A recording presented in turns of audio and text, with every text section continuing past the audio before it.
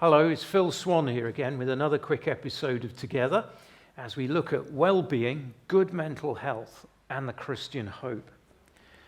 Those well-known words from John Lennon, all we are saying is give peace a chance. These are words, of course, that many of us identify with. In fact, all of us would identify when we look at our world right now. Not just the difficulties and the challenges which we see in war-torn parts of the world, but you can look at your own street. You can look perhaps even at your own family. There is this longing and this desire in all of us for peace. Someone once very cynically said, peace is that moment in world history when armies stop and pause to reload. But surely peace is more than this. And it is one of the things that you long for, you look for, and yet sometimes seems so elusive. I'd like to argue that we always have the opportunity to find some measure of peace in life. The problem is, for whatever reason, we don't give ourselves to the process of finding peace.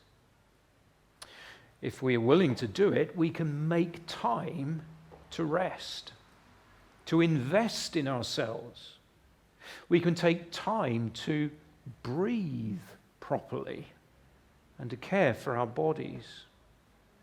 We can make time to enjoy the natural world, to appreciate its beauty in the midst of all the things that are going on in life. Or maybe we can make time to appreciate art or music or poetry. We can make time to listen to others. All of these things are situations in which we may find a measure of peace. In rest, in the beauty of the natural world, in the appreciation of art and creativity, in the listening to others. Peace can be found. But the challenge within all of this is, will we take the time to do these things? And we recognize how difficult that can be sometimes. We know that for going for a walk in the countryside or reading a book or listening to some music or just taking some time out to breathe and think about how we're moving, these things can be so helpful, but actually doing them, well, that's another thing, isn't it? Often we label ourselves as being too busy or too engaged in other things. It's so hard to step off the treadmill, to apply the brakes, or to use another sporting analogy, to put your foot on the ball and slow the game down. This can all be very, very challenging. And it's challenging sometimes to our understanding of ourselves. You see, taking time out to pursue peace can actually be a deeply challenging experience. And yet it's one that we must think about, each one of us, if we're to live balanced lives of well-being in these days. Really, this is about the challenge of making self-care decisions and of investing in yourself. I think over the years I discovered that many people have a problem with this because somehow they don't think they deserve it. Maybe the pace of life with which they're living, the energy in which they're dispelling all the time, rushing around, spinning those proverbial plates and trying to keep them from falling to the ground, is often because of deep down inside there is a sense of unworthiness or shame.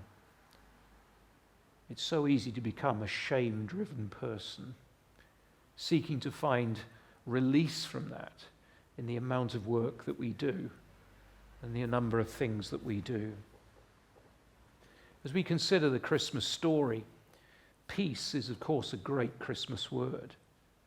We see it on posters, you see it on Christmas decorations, you may see it on Christmas wrapping paper, but peace dominates the story of the birth of Christ, who is described himself as being the Prince of Peace. There's that moment when the angels appear to the terrified shepherds with the news that it's good news. And amongst the many reasons that they tell them that it's good news is they say, on earth, peace to men on whom God's favor rests. Jesus Christ came to bring peace. It's not the peace that we find through a walk in the countryside, or the peace we find listening to some beautiful music or breathing and grounding ourselves. There is peace found in those things, but the peace that Jesus brings and Jesus offers goes right to the root of the kinds of people that we are. In fact, it goes right to the root of the shame that so often causes us to live driven lives. This Christmas, I trust you have opportunity to find peace in many places. Be creative. Find out what works for you. Guard it. Put a boundary around it. Invest in it, in yourself. You need to do that. But more than that, look to the one who is the God-man, who has come into our world to bring peace by his life, death, and resurrection between us and God. And may God bring you the peace of Christ that transcends all understanding and guards the heart and the mind in Christ Jesus. God bless you.